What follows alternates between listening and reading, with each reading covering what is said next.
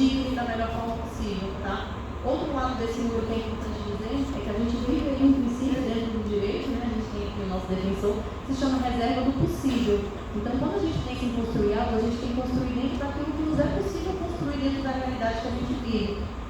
Então, quando a gente for pensar em ideias, poxa, como é que a gente pode mudar a realidade? Vamos trazer ideias aplicáveis, tá? Aplicáveis à realidade de Porto Seguro dentro da condição que a gente tem hoje, que não é a melhor, mas que a gente quer que seja melhor a cada dia. Então, fazendo essa fala, eu já abro o segundo passo da nossa audiência pública, tá? A gente vai ter uma pequena alteração na dinâmica para a gente poder garantir que todos possam ter o local de fala. Então, a gente vai ter as falas institucionais que ainda não aconteceram, né? Que a gente teve as apresentações, mas antes disso, eu gostaria de verificar aí, né? Para a gente ter uma fala de 3 famílias que quiserem falar um pouquinho sobre a realidade de Porto Seguro. E depois a gente vai chamar aqui a mesa da educação, a mesa da assistência social, os vereadores que quiserem fazer parte das mesas, né, o secretário também, e a gente vai poder começar a construir aí uma dialógica, né, para a gente poder começar a conversar sobre a verdadeira realidade de tudo que a gente viu, que até aqui foram só números, né. Então, eu gostaria de ver se a gente tem a inscrição de 3 pessoas. Gente, a fala é curta, tá? Eu vou controlar aqui com vocês, vou pedir a gentileza assim, de não se prolongarem e de não ficarem com raiva de mim, porque eu vou interromper.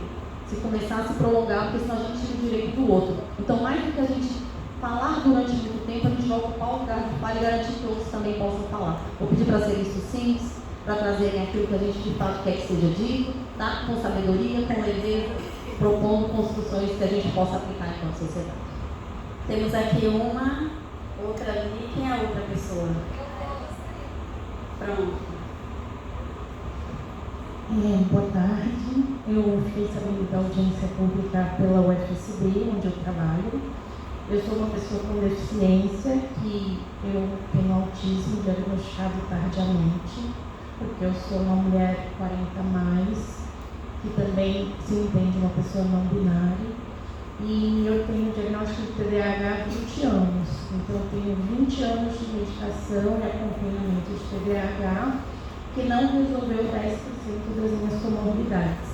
E hoje, com a medicina, a gente sabe que o TEA, ele vem muito junto do TDAH, e muitas comorbidades, elas acontecem quando você já não consegue mascarar. Então, devido a um acidente de moto, eu tive uma lesão medular, e eu me encontrei nessa condição PCD, além de neurodivergente. Eu trabalho numa instituição de ensino que tem uma preocupação em políticas de inclusão, mas tem a mesma dificuldade dos governos e tudo de colocar a valer isso. E eu sinto que essa audiência ela é muito importante porque tem pessoas aqui que falam pelos que não podem falar, tem pessoas aqui que entendem das leis e sabem que elas não estão sendo aplicadas, mas mais importante, cada um daqui tem que sair daqui ativista. Por quê? Porque não tem condição de praticamente 10% da população ter necessidade de políticas públicas e não ter acesso. Eu poderia aqui falar extensamente, eu tenho várias graduações, eu tenho pós-graduação em saúde mental e nem toda teoria é capaz de cuidar de mim. E eu sou de uma família unicelular, então eu vivo sozinha, mas com suporte, porque todos os meus vizinhos sabem que em algum momento do dia eu posso ter uma crise de epilepsia e hoje meu cachorro está sendo treinado para ser o meu suporte. E por que eu estou falando tudo isso? Porque a dor que eu sinto, muitas pessoas sentem, mas a dor maior que eu sinto é a não inclusão. E eu vou deixar aqui para todo mundo que está nessa pauta ser bastante sensível com o seguinte: se vocês marcam uma audiência pública às 13 horas, comecem o mais próximo das 13 horas. Porque o calor, a quantidade de gente, a espera, o cansaço desinflui. Eu cresci nesse espaço, eu aprendi a ler nesse espaço, eu aprendi piano nesse espaço, eu tenho o maior carinho pelo centro de cultura. Mas eu acredito que aqui precisa uma sala sensorial.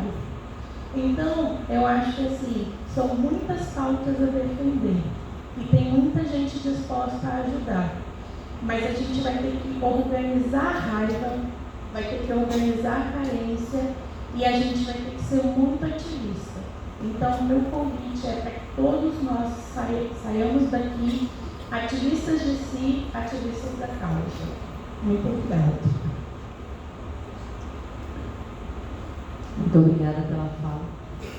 Um esclarecimento, tá, sobre a questão do horário. Até primeiro pedir desculpa porque, de fato, a comunidade autista lida com previsibilidade, né? A maioria de nós tem rigidez cognitiva, mas acho que foi talvez um equívoco na divulgação que a gente pode se atentar para o próximo movimento, é que o horário de credenciamento estava previsto na programação de 13 às 14 e a partir das 14 o início da audiência. Então, acho que de alguma forma essa informação não passou clara, né, o que gerou esse tipo de situação de exposição, né, ao calor e ao aguardo de algo que parecia sem começo, tá? A gente vai se atentar para que em próximas ocasiões a gente traga as informações de uma maneira mais tranquila. Olá, meu nome é Aldina, eu tenho um filho de 6 anos que é autista, né, e tem a dificuldade, né, de todos os acessos, né, de saúde, de tudo, ele não é verbal. E estou aqui para falar dele e de outro meu filho. Eu tenho um filho de 24 anos, ele tem problema de esquizofrenia e que ele falou, o filho dele, ele também tem que falar. E ele, ultimamente, né, ele deu ataque e acabou saqueando o pai dele, o meu esposo. E aí o pai dele foi a óbito e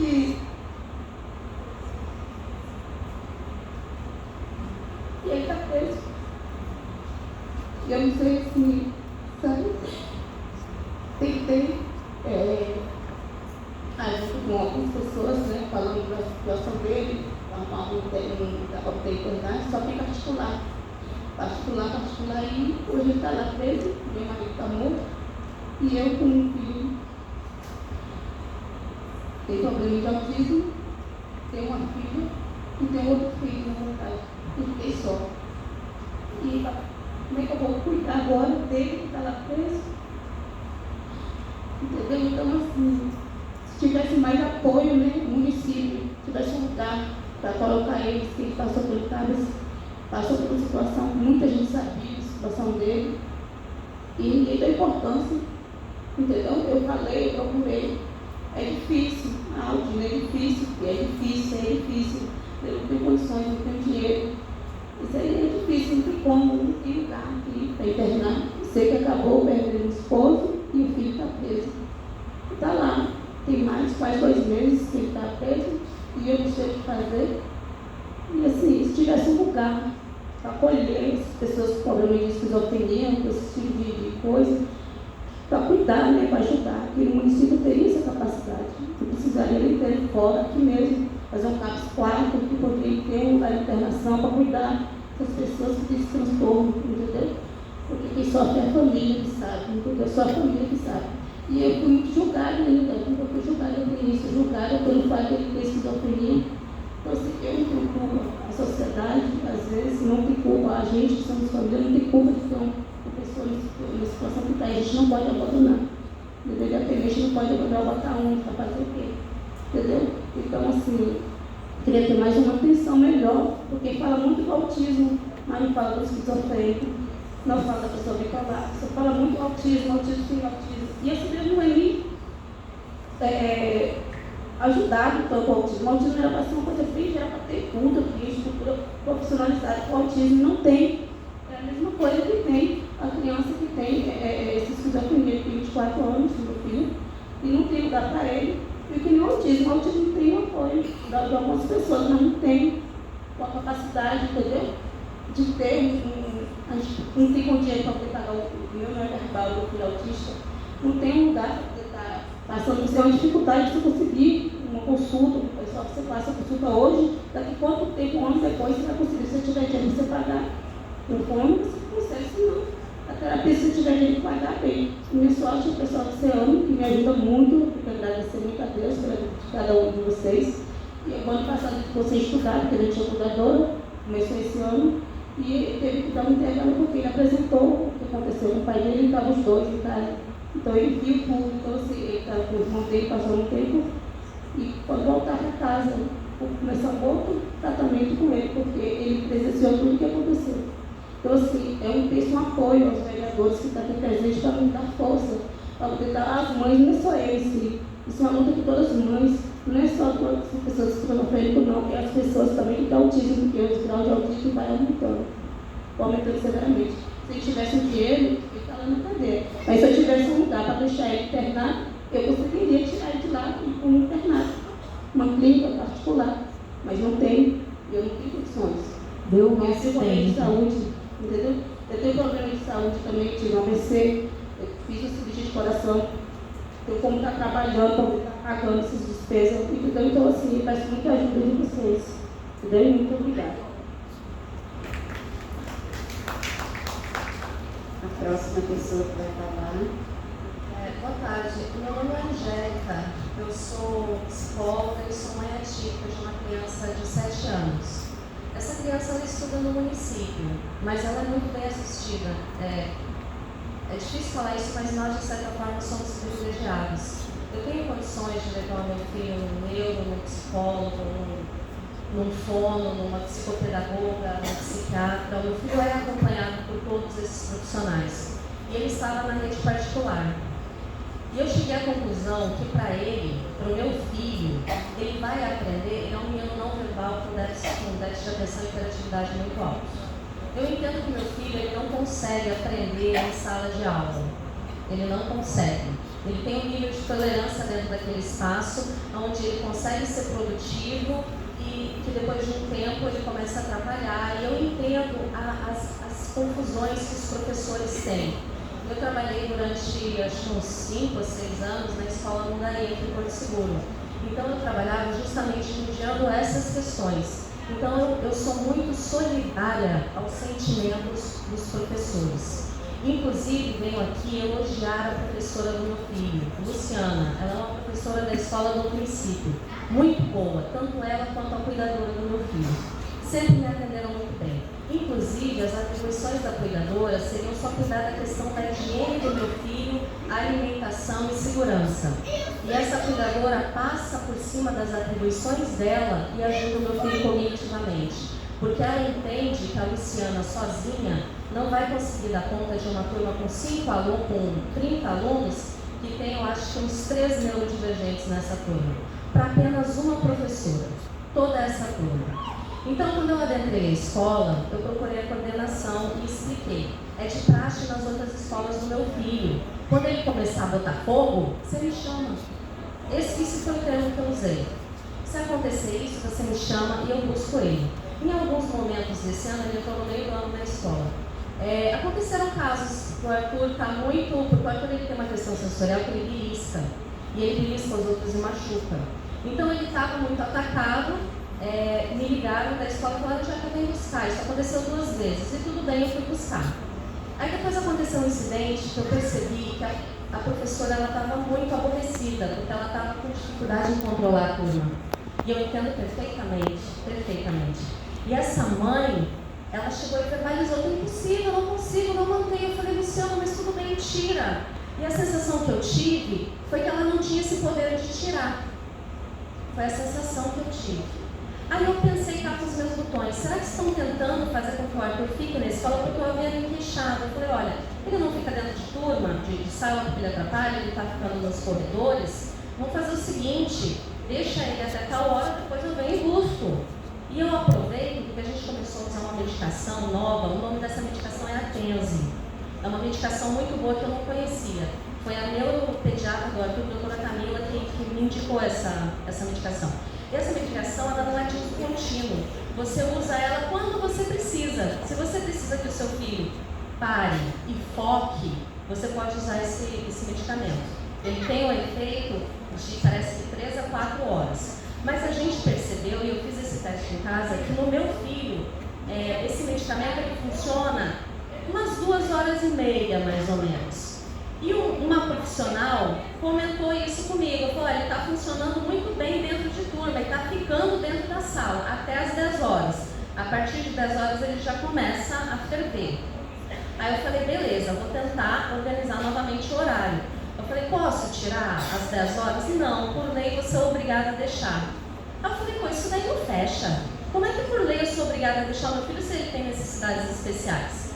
Aí eu descobri, porque eu já sabia do PEI, mas eu não sabia o quanto o PEI era bom. E eu descobri agora, o PEI é um plano individual de atendimento para crianças com necessidades especiais, ele é um direito. O nosso tempo está finalizando. Desculpa. E eu comecei a brigar pelo PEI do meu filho. E a escola começou a ficar com animosidades para cima de mim por conta disso. Eu estou tendo um problema sério com isso. E hoje tentaram me enfiar um PEI goela abaixo, onde eles não colocavam a questão sensorial do meu filho de horário. Sendo que eu levei um relatório da psicóloga, fono e psicopedagoga que acompanha meu filho, atestando que isso seria uma boa estratégia, uma vez que eles acompanham meu filho do lado de fora. E a escola não quer liberar. Eles tentaram me enfiar um PEI goela abaixo, onde não tem essa questão do tempo de espera do meu filho. E eu falei, olha, o Arthur fica até as 10 horas, depois das 10 horas ele vai sair e vai para os acompanhamentos dele, porque ele ainda tem um resquício da medicação. Num ambiente com 30 crianças, vocês não vão conseguir fazer nada. Agora, num ambiente sozinho, ele como profissional, vai ter ganho. Então, eu venho aqui com esse problema, mas eu também venho propor uma solução. Eu tenho conversado com mães atípicas e falado a respeito dessas minhas angústias, e também é delas. Então, eu venho aqui convidar vocês também para a comissão que nós estamos fundando de mães atípicas pelo PEI. Mas nós queremos saber do PEI e como esse PEI está fazendo, se ele está atendendo. Porque ele ajuda os professores também. Quando um professor está com um autista grande dentro de sala de aula em crise, o que o professor tem que fazer? Como ele deve proceder para não fazer nada de errado? Isso está no PEI. Então, se o professor não suporta toda aquela pressão e aquelas crianças, o professor pode dizer, olha, eu não tenho condição de pegar mais um. Eu vou precisar interromper só por conta da fala, mas desculpa, tá só para ser equânime. Essas ideias são interessantes e é importante porque vem uma ideia dali e a gente vai ouvindo, tá, gente? Uma mãe que está vivendo a realidade, está trazendo aí, montando uma comissão, né, de pessoas, mães atípicas para poder auxiliar com o conhecimento que tem, né? A gente tem aqui também uma professora, uma mulher autista que falou de si e da sua experiência, que pode auxiliar na construção também de estratégias, porque se colocou enquanto ativista, né? E nós temos uma mãe aqui que trouxe a extrema vulnerabilidade que ela se encontra, né? A gente teve, infelizmente, esse incidente na família. Então nós temos aqui, e se tivesse a medicação adequada, será que isso teria acontecido? Qual será o verdadeiro alvo dessa pessoa? Tá? Vou trazer um ponto que eu abri para a família, vou falar bem brevemente. A gente tem dentro do universo do transtorno do espectro autista, hoje com dados atuais de estudos internacionais, uma a cada 30 pessoas na condição de pessoa autista. Então, a maioria de nós, da população autista, a gente sequer vai saber que é autista até o fim das nossas vidas. Tá? A maioria de nós não vai receber o diagnóstico.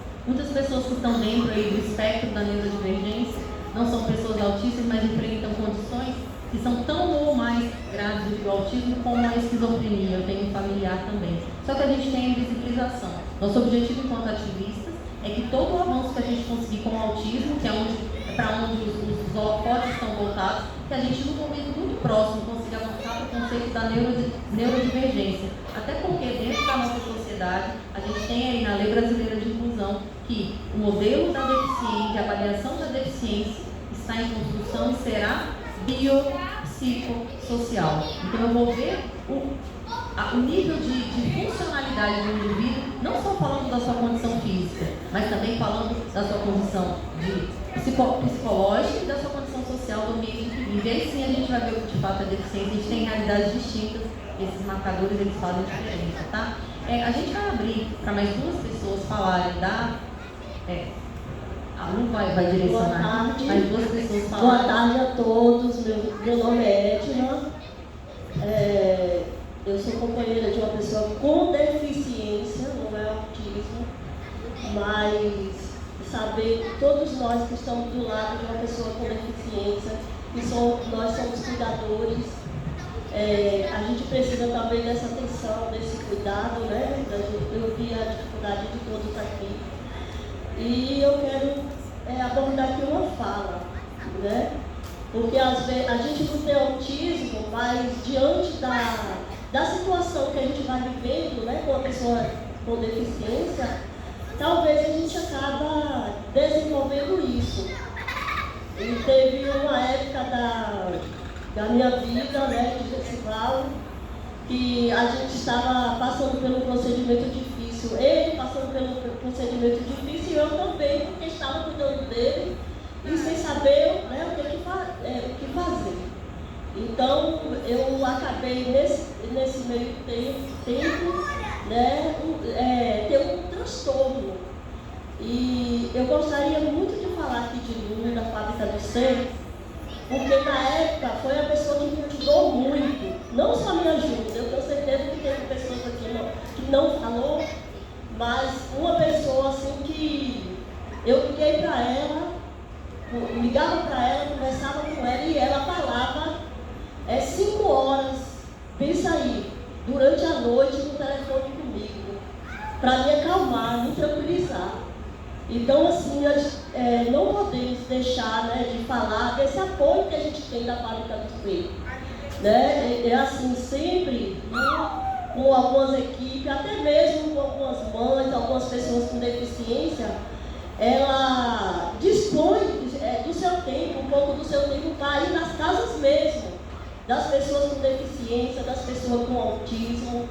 E às vezes, quando eu tenho dificuldade, isso é muito importante, eu quero falar para todos aqui, isso é muito importante para a gente que tem pessoas com deficiência, para a gente que tem pessoas com autismo, a gente ter um apoio. Às vezes o apoio não é você dar algo, não, você ir lá dar uma comida, você dar um dinheiro, o apoio é você ter um apoio psicológico. E muitas vezes, da minha vida, Lu foi essa psicóloga, né, da minha vida da Gessival. É até hoje, né, Lu? Que às vezes eu estou lá agitada, né, Lu, estou sem saber o que fazer, tem uma situação, e aí eu ligo para ela, às vezes não quero nem ligar, porque às vezes a vida dela é tão corrida, e às vezes eu faço de tudo para não ligar para ela, para não ocupar o tempo dela, mas todas as vezes que a gente liga, ela dá essa atenção. Então, no caso, né, da moça ali, que ela falando, né, assim, eu me emocionei muito, porque eu voltei, né, nesse tempo um pouco, de que no momento que eu estava mais precisando, ela veio e deu esse apoio. E a gente precisa mesmo desse apoio psicológico. A gente precisa dessa conversa. A gente que é cuidador, a gente precisa desses cuidados. Então, assim, uma conversa, uma fala que já vai nos ajudar.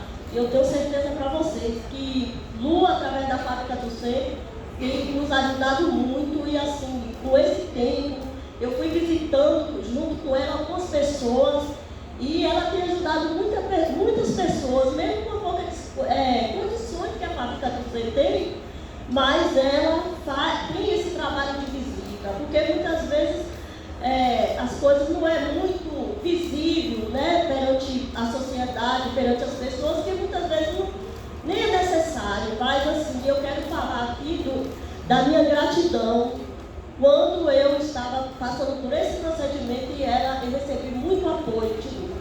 Muito obrigada a todos por me ouvir e peço, né, que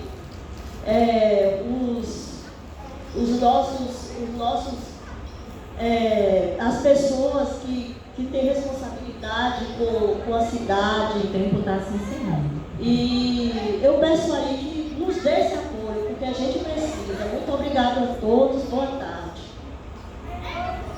Eu gostaria de, antes de passar para a nossa última participação desse ciclo, registrar a presença da vereadora Ariana, que está aqui conosco, tá? Chamá-la, compor também a próxima mesa que será montada, para falar um pouquinho, né, sobre as percepções do que foi dito aqui, do que a gente pode construir a respeito, tá bom? Muito obrigada, gratidão. Boa tarde, né? Me chamo Elma, eu tenho um filho chamado Cleito, ele é esquizofrênico.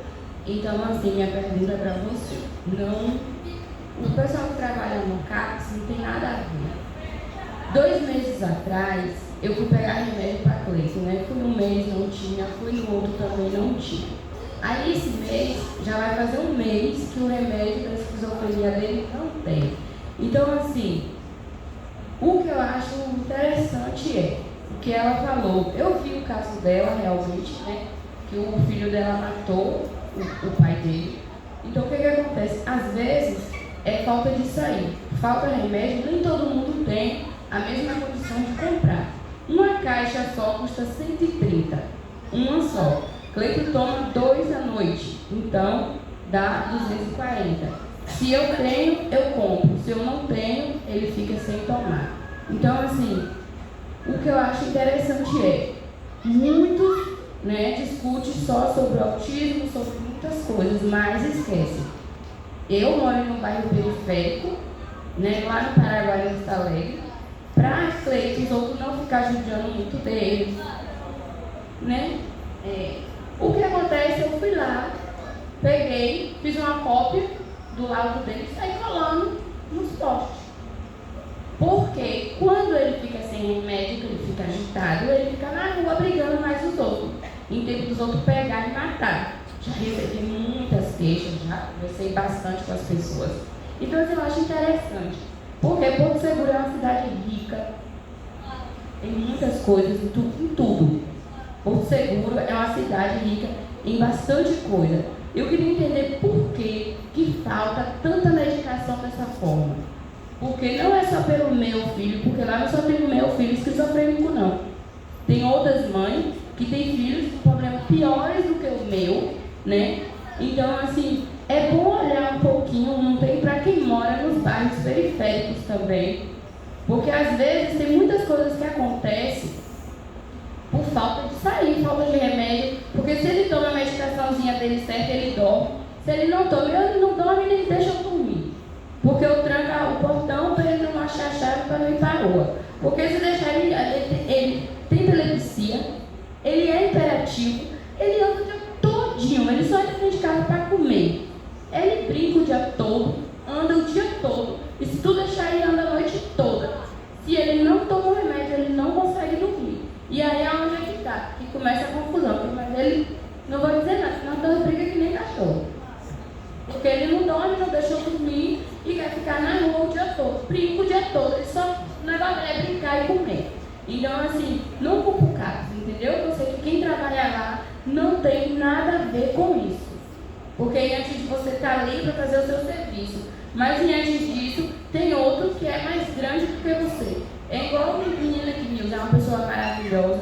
Quando meu irmão adoeceu, ela me ajudou, levei meu irmão para a Vitória da Conquista, internei, entendeu?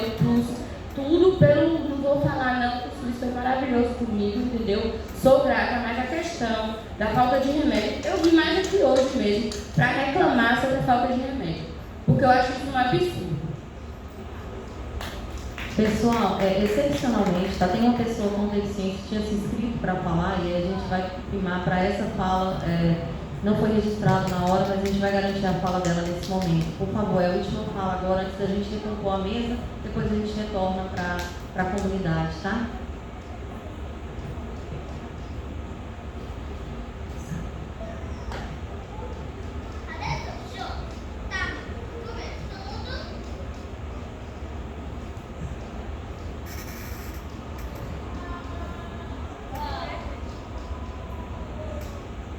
Boa tarde, meu nome eu sou uma pessoa surda, eu tenho uma irmã surda, essa daqui é minha irmã, ela tem autismo, e eu vi o tema deles sobre o autismo, eu peguei aqui por causa dessas palestras que é muito importante aqui para as pessoas com deficiência que enfrentam diversas barreiras sobre acessibilidade.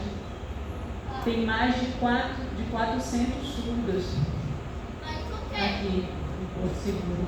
No mês de abril eu vi muitas crianças surdas também. Eu passo por diversos problemas e tem crianças surdas também que têm autismo.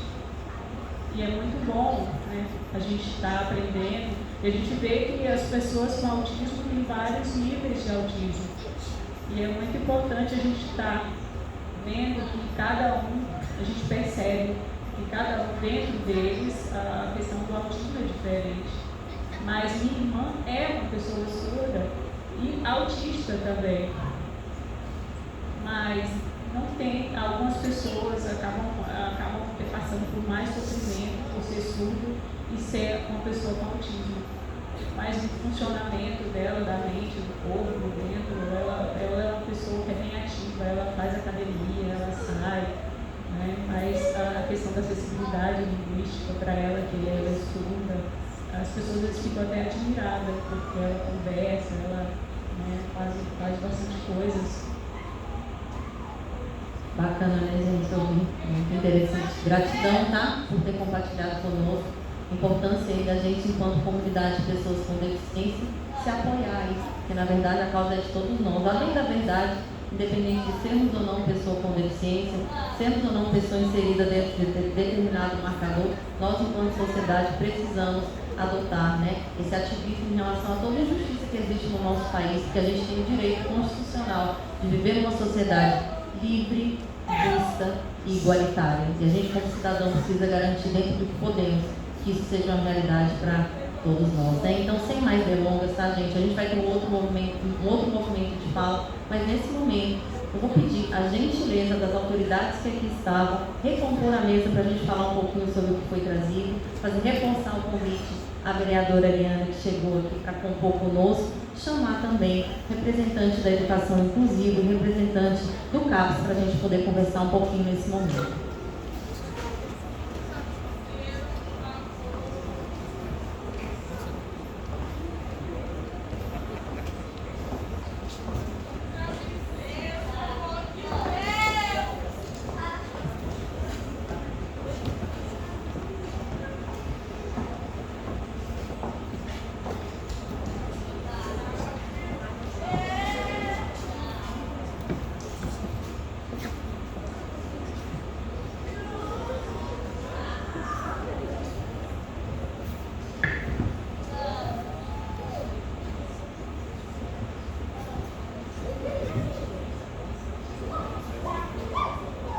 Enquanto a gente remonta a mesa, tá, o nosso defensor público trouxe algumas cartilhas que falam sobre educação inclusiva, e esse material vai ficar disponibilizado na saída. Então, quem tiver interesse, né, em ter acesso a essa informação, agradecer a Defensoria Pública que vem trabalhando na disseminação, né, dos direitos, da informação em relação aos direitos que temos.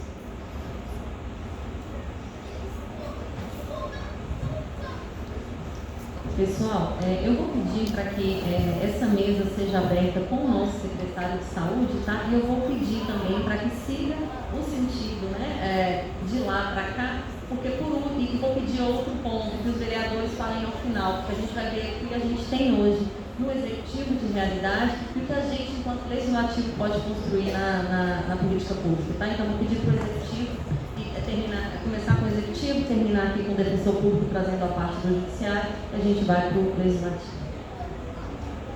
Olá, boa tarde mais uma vez. Renato Antunes, secretário municipal de saúde. Estou aqui representando o prefeito Jânio Natal e o vice Paulinho Tuatua, que infelizmente tiveram uma agenda muito extensa no dia de hoje e não puderam comparecer aqui, até mesmo porque o convite ele foi oficializado na data de ontem. Essa questão de uma audiência pública, eu acho que é um momento muito importante para ser uma coisa assim, de última hora, de supetão, a gente saber de um dia para o outro e já vir participar. Eu acho que é um momento importantíssimo de construção de realmente políticas públicas que possam atender a população, e ele tem que ser tratado de uma forma assim, um pouco mais de carinho, vamos dizer dessa fala, um pouco mais de carinho. Vejo aqui que um pouco menos da metade das poltronas estão ocupadas, e eu acredito que seja por isso, por esse imediatismo, que eu acho que uma construção dessa ela tem que ser feita com uma ampla divulgação para que toda a sociedade possa participar. Nós temos aqui representantes da sociedade civil, muito importante, o Magda aqui do Conselho, o professor Ivano, lá da PAI, o pessoal aqui do Ceano, Vera, o pessoal, todo mundo aqui, a professora Rita. Eu acho que a gente consegue construir políticas públicas sérias com qualidade, a partir desses encontros, dessa escuta. A respeito dos medicamentos, não estamos em falta, tá? Desculpa, nós tivemos um problema nós tivemos um problema com o chamamento do processo seletivo, onde alguns farmacêuticos pediram demissão, estavam saindo do município, fizeram processo seletivo em outros municípios, foram convocados antes, e aí nós tivemos essa situação, já estamos repondo o quadro, tá? E aí para suprir essa necessidade, tá bom? Nós estamos, como executivo, iremos iniciar agora, no final do ano, a reforma do ambulatório da saúde mental. Nós estamos com uma parceria com o CEAME, que eu acho uma parceria muito produtiva. Nós estamos contratando mais de 1.000 pediatras para a rede, o Dr. José Carlos, que muita gente aqui conhece. Ele, depois de anos que não está atuando na rede pública, agora nós conseguimos convencê-lo de atuar novamente na rede pública. Nós estamos com uma parceria também muito produtiva com o Meu Mundo e com a que eu acho que a gente consegue, só dessa forma, construir laços, construir políticas que a gente possa atender a todos. Tá? Nós estamos com um projeto no município do Mais Saúde para Você. Nós tivemos a primeira fase aqui no Baianão, tivemos a segunda fase na Passarela do Sul-Minas. A terceira fase nós dividimos entre Pindorama e Veracruz. E nesse projeto, Mais Saúde para Você, nós estamos aqui tentando diminuir e zerar. A intenção nossa é zerar a fila da demanda reprimida que nós temos. E isso inclui também as consultas com os neuropediatras, que eu acho que é muito importante. O neuropediatra é um profissional difícil da gente achar. Infelizmente, no município nós só temos 2, e o terceiro está entrando agora. Nós estamos com um credenciamento aberto para contratar novos profissionais e esperamos que a gente continue, que a gente consiga contratar. Nós temos esse Mais Saúde para Você, nós vamos levar 4 campos do município. Inclusive, lá na aldeia de Xandó, terá também, na aldeia de Xandó, temos também na Pé do Monte, que nós estamos tratando, nós já temos essa situação dos indígenas, já nós fizemos o mapeamento, já temos todo um trabalho traçado, um planejamento para poder atender toda a população que nós temos aí.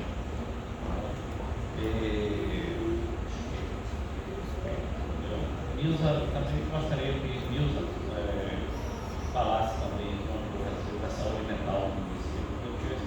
Quebrar o protocolo aqui também, se possível que ninguém me fala, o pessoal a presidente do CEAME, que eu acho que seria muito importante a participação de todos aqui. Boa tarde a todos, todas. Eu vou me apresentar, porque estou vindo aqui pela primeira vez, alguns aqui já vieram outra vez. Então, meu nome é Bilza, sou enfermeira de formação, estou trabalhando na saúde mental desde 2013, mas estou no SUS, acho que há uns 30 anos, mais ou menos, sempre aqui no município de Porto Seguro. Eu não sou daqui, mas vim para aqui muito nova. Vou fazer minha apresentação. Eu sou uma mulher negra, tenho cabelos crespos, sou escovados que eu escovei ontem. Estou trajando uma blusa amarela, uma calça creme e um sapato também creme. Estou aqui também como profissional de saúde mental, mas também como militante. Porque, na verdade, todos os profissionais que atuam na saúde mental são militantes, são profissionais engajados. Estou aqui com as diretoras dos serviços, também com algumas psicólogas. Nosso trabalho, ele é contínuo, ele é dia a dia. Eu trouxe uma apresentação, acho que não cabe nesse momento, mas poderei estar fazendo em outro momento, mas acho importante falar um pouquinho da saúde mental do nosso município. Temos aqui 3 CAPs. Um CAPS 2, que atende pessoas com transtornos mentais graves ou moderados, mas persistentes. Temos o CAPS AD para pessoas que fazem uso abusivo de álcool e outras drogas. Nós temos o CAPS Infanto-Juvenil, que atende crianças e adolescentes. Sempre esses usuários precisam ter quadros graves, moderados e persistentes. Hoje nós temos, dentro da rede de saúde mental, mais de 16 mil pessoas, até o mês de junho desse ano. Todos os dias acolhemos mais pessoas. Então, no final do ano, com certeza, esse número vai aumentar muito. Além dos CAPs, que são